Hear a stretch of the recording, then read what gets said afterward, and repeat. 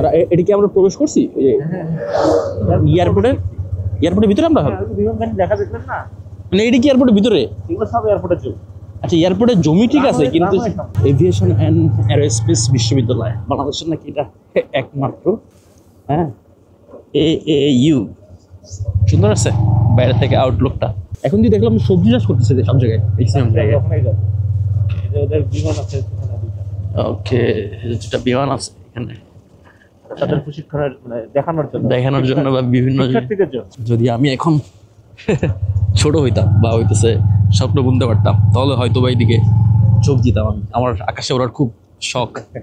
আমার আকাশে সামনে দেখেন ভাই, নোটিস করুন, এই যে নাকি এটা পিছনের গেট, এটা হ্যাঁ, এটা কি সেই পিছনের গেট?